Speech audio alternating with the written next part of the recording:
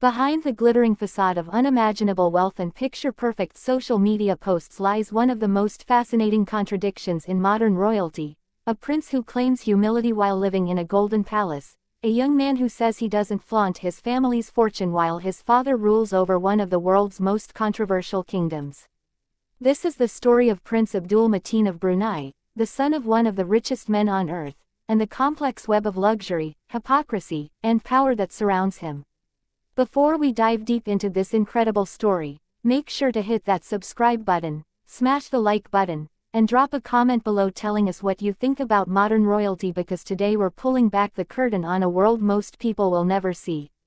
Prince Abdul Mateen is not your average royal, and Brunei is certainly not your average kingdom.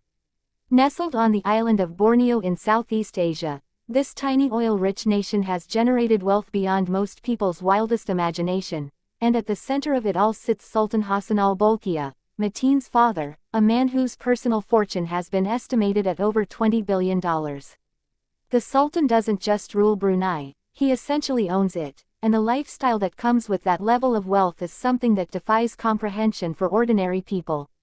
We're talking about a palace with 1,700 rooms, a car collection featuring thousands of vehicles including custom Rolls-Royces covered in gold, private jets that make commercial first class look like economy, and a level of opulence that would make ancient emperors jealous. Into this world of extraordinary privilege was born Prince Abdul Mateen, the 10th child and 4th son of the Sultan.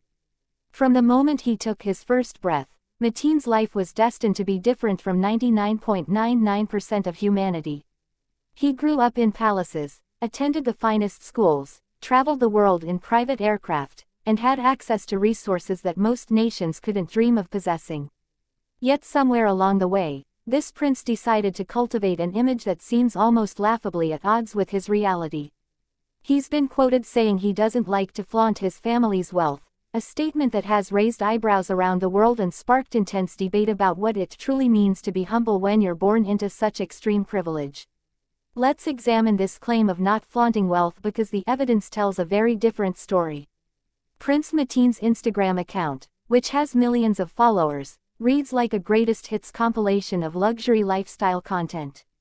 There are photos of him playing polo, one of the most elite and expensive sports in the world.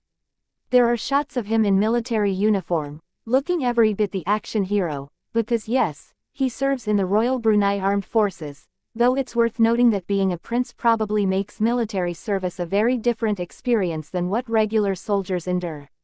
There are pictures of him with exotic animals, engaged in extreme sports, traveling to glamorous destinations, and generally living a life that screams privilege from every pixel.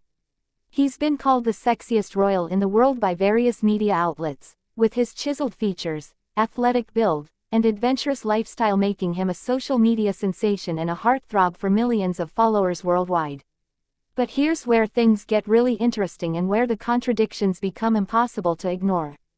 While Prince Mateen projects this image of a modern, accessible, humble royal who just happens to enjoy nice things, his father's kingdom operates under some of the most draconian laws in the modern world. Brunei has implemented strict Islamic law, including punishments that have drawn international condemnation from human rights organizations across the globe. We're talking about laws that prescribe severe penalties for activities that are legal and accepted in most of the developed world. Laws that target vulnerable communities and enforce a moral code that many see as belonging to a different era entirely. The contrast between the prince's carefully curated Instagram presence and the harsh reality of life for many in Brunei under these laws is staggering. This is where the word hypocritical enters the conversation, and it's a charge that's difficult to dismiss.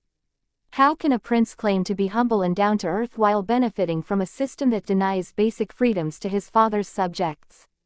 How can someone say they don't flaunt wealth when their very existence is a monument to extreme privilege? How can a man who travels the world, who engages with global culture, who presents himself as modern and progressive, remain silent about policies in his own country that the international community has widely criticized? These questions don't have easy answers, but they're questions that deserve to be asked. The wealth itself is almost incomprehensible in scale. The Sultan's Palace, the Istana Nurul Iman, is the largest residential palace in the world, dwarfing Buckingham Palace and Versailles.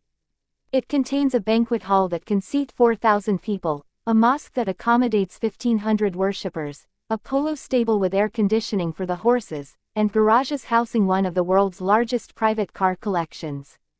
Estimates suggest the Sultan owns over 7,000 cars, including custom vehicles plated in gold and encrusted with jewels. This is the world Prince Mateen comes from. This is the baseline of normal for him, and yet he suggests he's somehow not flaunting this reality. To be fair, Prince Mateen has pursued his own path in some ways. He's earned his pilot's license, he's completed military training, he's represented Brunei in international sporting events, and he's shown genuine skill and dedication in various pursuits. These aren't just vanity projects or photo opportunities, he's actually put in real work to develop real capabilities. But here's the thing, having the opportunity to pursue all these interests, having the time, resources, trainers, equipment, and support to become excellent at multiple disciplines is itself a form of privilege that most people can never access. When you never have to worry about money, when doors open for you because of your name, when failure doesn't carry real consequences because you have an infinite safety net, accomplishments take on a different character. The contradiction extends to his public image as well. Prince Mateen has been celebrated as a progressive face of Brunei's royal family, someone who engages with modernity and presents a more relatable image than traditional royalty. He's active on social media, he shares glimpses of his life, he interacts with popular culture, and he's become something of a celebrity beyond just royal circles. This carefully managed image has made him popular, especially with younger audiences who see him as different from stuffy, distant royals of previous generations. But this image also serves a purpose. It softens the perception of a regime that has faced serious criticism, it provides a glamorous distraction from uncomfortable realities, and it helps maintain the mystique and appeal of a monarchy that might otherwise face more scrutiny. What makes this story particularly compelling is that Prince Mateen exists in this strange space between two worlds.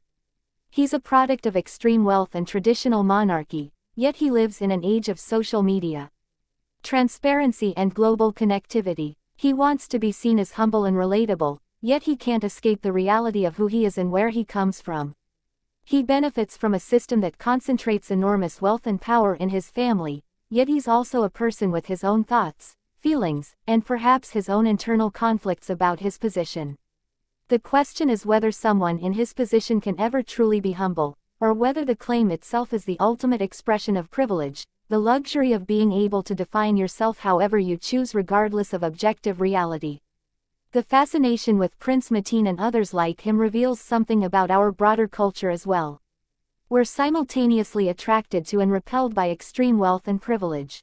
We follow royals on social media, we consume content about their lives, we're drawn to the glamour and the fantasy, yet we also judge them, criticize them, and hold them to standards that reflect our own values and frustrations with inequality. Prince Mateen has become a symbol of these contradictions, a handsome, accomplished, seemingly likable person who also represents everything that's problematic about hereditary wealth and unearned privilege.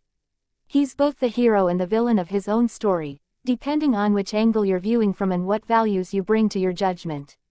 So here we are, left to wrestle with these contradictions and complexities. Is Prince Abdul Mateen a genuinely decent person trying to navigate an impossible position with grace and humility, or is he the smiling face of a deeply problematic system, someone whose claims of modesty ring hollow against the backdrop of unimaginable wealth and his father's controversial rule? Can someone born into such extreme privilege ever truly understand what it means to be humble, or is the very concept meaningless when applied to someone whose entire existence is defined by exceptional advantage? If you had been born into the same circumstances, with access to unlimited resources but also the weight of family legacy and public scrutiny, would you handle it any differently, and what does your answer reveal about your own values and understanding of fairness and responsibility in a world of vast inequality?